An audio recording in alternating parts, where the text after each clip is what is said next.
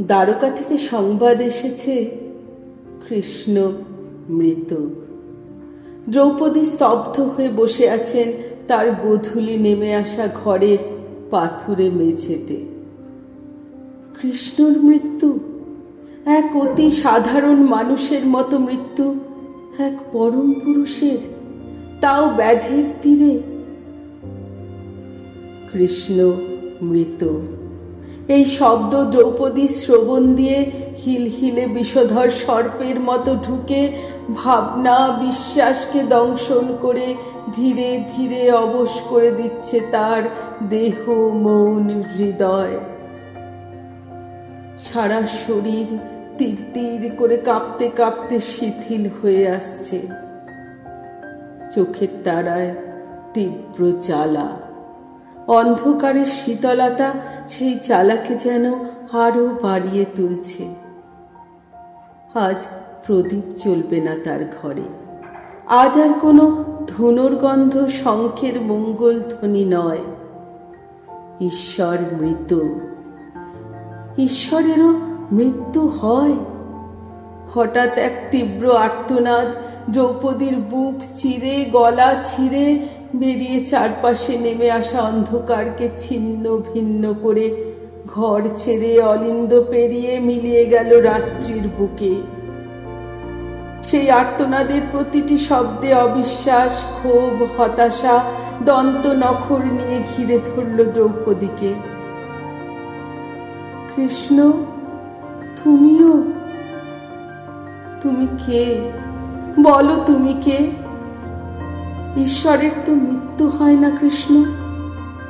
ঈশ্বর অমরত্বের অভিশাপ নিয়ে ঈশ্বর হন। তুমি সেখানেও আমায় ফাঁকি দিলে। প্রলাপের মতো উন্মাদ অভিশাপকে তুমি অমরত্ব দিলে, আমায় নিঃস্ব করে। কেন? বলো কেন? এক সাধারণ ব্যাধির তীরে অতি সাধারণ মৃত্যু হলো সম্ভব আমি যুগে যুগে। তবে তুমি কে কৃষ্ণ? তবে আমি কে? এইভাবে আমার সমস্ত অগ্নিকে মৃত ভস্ম করে কি আনন্দ তোমার কেশব? এ কোন নতুন খেলা তোমার আমার জীবনের এই শেষ বেলায়? দ্রৌপদী অনুভব করলেন তার দু চোখ ছাপিয়ে জলের প্লাবন এক ভয়াল নদীর মতো নেমে আসছে, গাল ভাসিয়ে, বুক ভিজিয়ে। এতকালের জমে থাকা চোখের জল যেন ভয়ানক খরস্রোতা নদী। সেই স্রোতে ভেসে যাচ্ছে তার কুরুসভার রজস্বলা বস্ত্র, তার ধ্বংসোন্মাদ শপথ, প্রতিশোধ স্পৃহা। ভেসে যাচ্ছে শত্রু, মিত্র, সন্তান আর পঞ্চপাণ্ডবের মুখ। ভেসে যাচ্ছে শত শত বৈধব্য প্রলাপ। ভেসে যাচ্ছে অতীত, বর্তমান, ভবিষ্যৎ। ভেসে যাচ্ছে মহাকাল স্বয়ং। ভেসে যাচ্ছে সব, শুধু কৃষ্ণ ছাড়া। দ্রৌপদী অর্ধচেতনে ডাকতে লাগলেন, কৃষ্ণ, কৃষ্ণ। জানলা দিয়ে এক ঝলক হাওয়া এলো, এক অদ্ভুত ধূসর গন্ধ নিয়ে, কস্তুরী মৃগনাভির। দ্রৌপদী নিমিলিত চোখে স্মিত হেসে বললেন, এই তো তুমি। তবে কেন সবাই বলে তুমি মৃত? এই তো তুমি, সেই নীলাভ আলো যে আমায় ডুবিয়ে নিয়েছিল পুরুষভর অপমানের উগ্র জ্বালা ভুলিয়ে দিতে। এই তো তুমি, নরম স্পর্শ হয়ে খেলে বেড়াচ্ছ আমার কপালে, এলো চুলে, বুকের আঁচলে, আমার শূন্য হাতের আঙুলে, আমার সর্বাঙ্গ জুড়ে। এই তো তুমি, আমার মেরুদণ্ড বেয়ে তীর তীর করে উঠছ জাগ্রত কুলকুণ্ডলিনী স্রোত, নীলপদ্ম হয়ে ফুটে উঠবে বলে। এই তো তুমি, আমার স্পর্ধা, আমার শক্তি, আমার আর এক আমি। কৃষ্ণা, মানুষ ঈশ্বর হতে চায়, আর ঈশ্বর হতে চান মানুষ। আমি তারই শাশ্বত উদাহরণ। গোকুলের ব্রজবালক ঈশ্বর হয়ে আবারও মানুষ হতে চাইল মৃত্যুর হাত ধরে।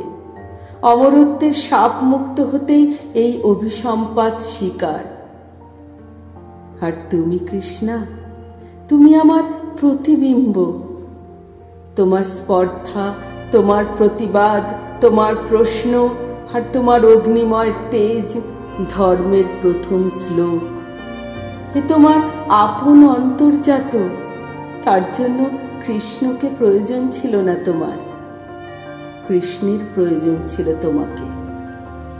এই সমাজের ক্ষয়িষ্ণু মেরুদণ্ডে দ্রৌপদী নামের অগ্নিস্রোত না বইলে মুখ সমাজ কথা বলতে শিখত না, বিচার শিখত না, ধর্ম পালন শিখত না, আর আমি পুরুষোত্তম হয়ে উঠতাম না। যুধিষ্ঠিরের ধর্মের প্রথম উচ্চারণ ছিলে তুমি কৃষ্ণা, ভীমসেনের উদ্ধত অগ্নি ছিলে তুমি, অর্জুনের গান্ডীবের ছিলা আর পার্থসারথীর রথের চাকা ছিলে তুমি।